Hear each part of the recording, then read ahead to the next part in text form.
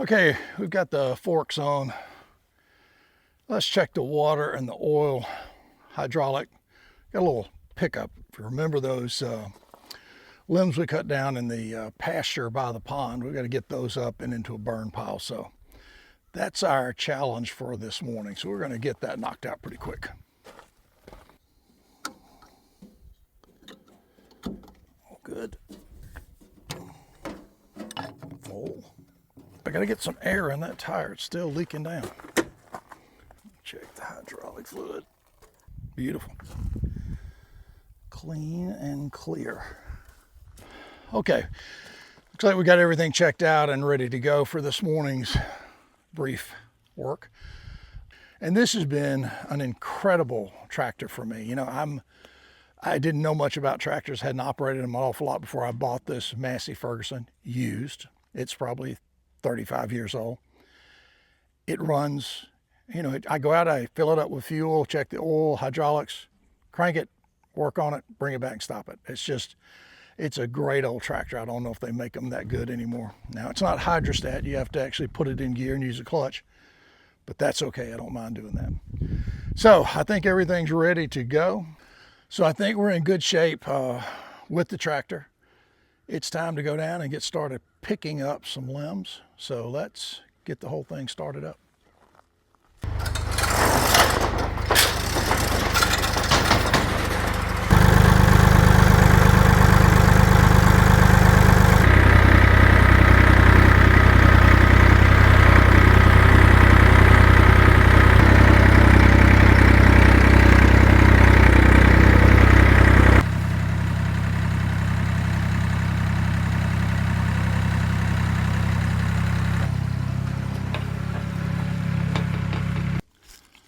Well, this little project didn't last too long. Here's why. Flat tire. Sometimes that's how it goes. I'll get her jacked up a little bit more in a few minutes when I get the lug nuts off, and we'll go get it repaired.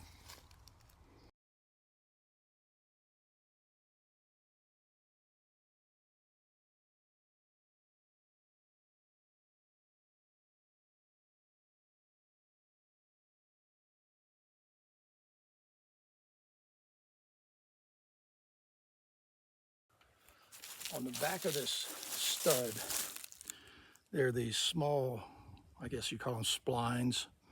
They fit into that socket, and they're not tightening down enough. This may be a little bit oversized, but I've been told if you put a nut on the end of it without the tire being on and you tighten it down, it will pull it in and make it stick. So we'll try that when we get back. We'll let these soak for a little while before we get started on that process. But for right now, let's just take the tire up and get it repaired.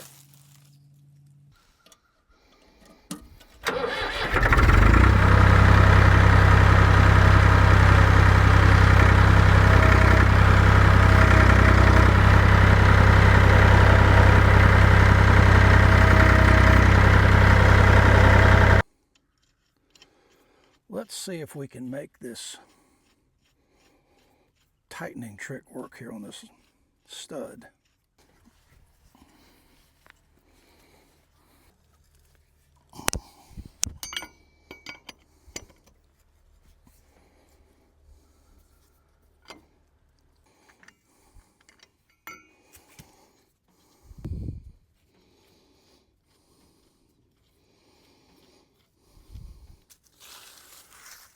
I'll take it up to the shop and see if we can't find the right number of tools to make that work.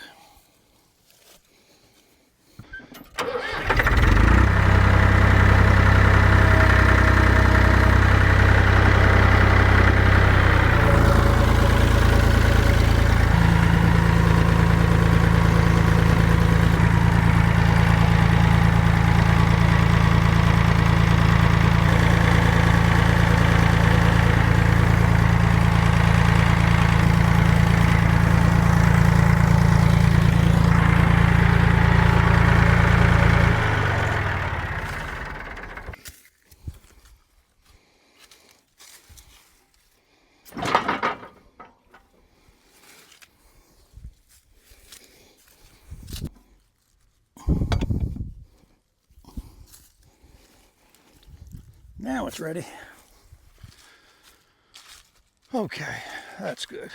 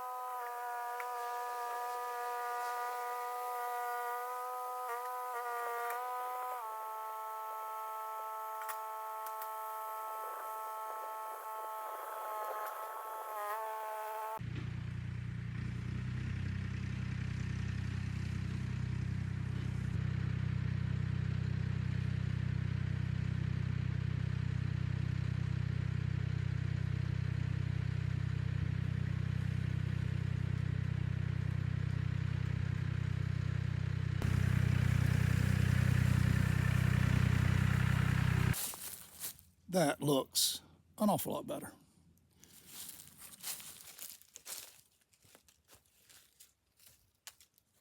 Well, I think we've gotten all the good out of these forks. Best use for a crescent wrench right here. Let's turn it into a cheater bar.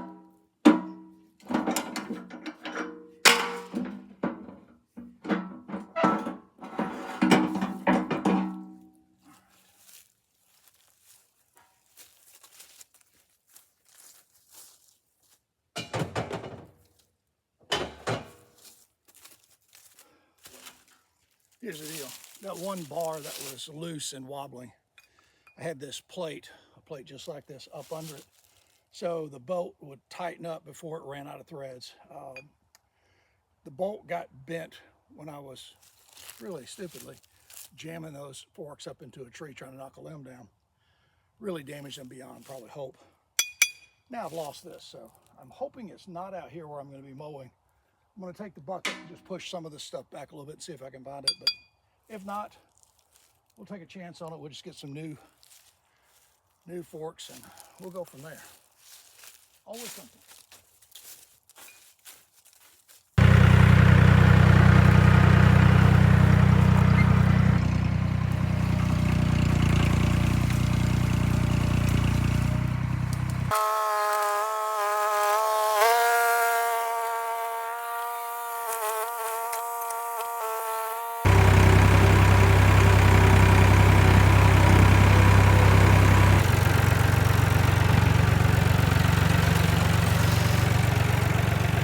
No harm, no foul on the bucket with this adventure this afternoon.